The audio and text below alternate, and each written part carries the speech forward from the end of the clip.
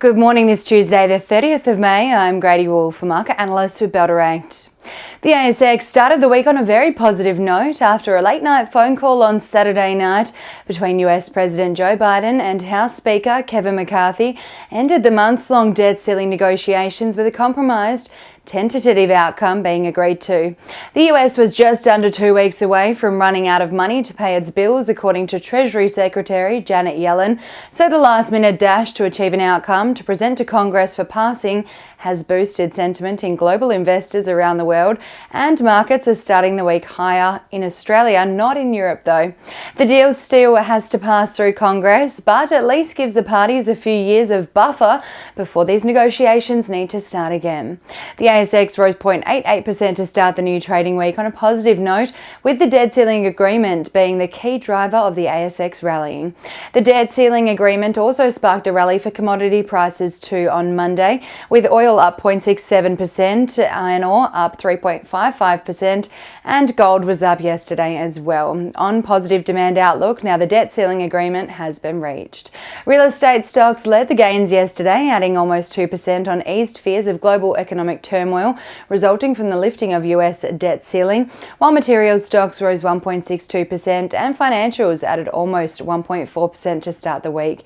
The only sector that closed lower yesterday was consumer discretionary stocks. The debt ceiling agreement has been reached, but it doesn't rule out a recession anytime soon for the world's largest economy, with analysts still factoring in a 68% chance that the US will head into a recession in Q3.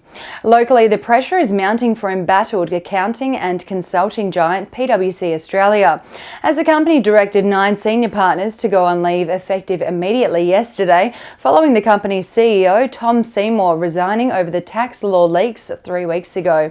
Acting PwC CEO Kristen Stubbins has issued an apology on behalf of the firm for sharing confidential government tax policy information and betraying the trust placed in the company.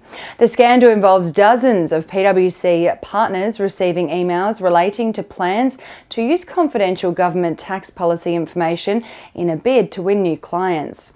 And WA Premier Mark McGowan announced his shock resignation yesterday, which may have some impact on markets in the coming months as we assess how the successor or his successor takes forward or changes McGowan plans, especially in the mining sector.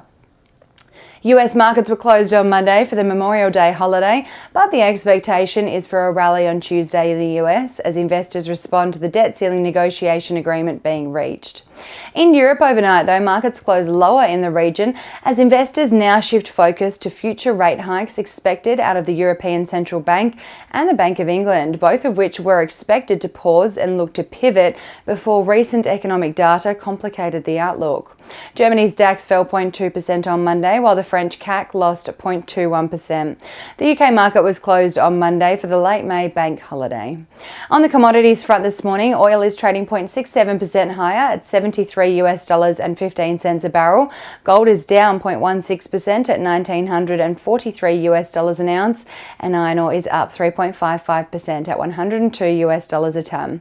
One Aussie dollar is buying 65 US cents, 91.81 Japanese yen, 52.95 British pence, and 1 New Zealand dollar and 8 cents. Ahead of the local trading session here in Australia, the SPI futures are anticipating the local index to open 0.11% lower as global investors shift focus to rate hike outlook out of the key central banks in months to come. And now let's dive into some trading ideas for your consideration today. Bell Potter has increased the price target on Catapult Group from $1 to $1.20 and maintain a buy rating on the leading global provider of elite athlete wearing tracking solutions company following the release of the company's FY23 results, including wearables growing strong, up 17%, and the outlook for continual development of an advanced video analysis or insights tool called Match Tracker, which looks to be well ahead of competition and has the ability to access data from third-party video providers. And Trading Central has identified a bearish signal on Yancoal following the formation of a pattern over a period of 209 days, which is roughly the same amount of time the share price may fall from the range of $4.80 to the range of $2.30 to $2.80, according to standard principles of technical analysis. And that's all we have time for today. Have a fantastic Tuesday, and as always, happy investing.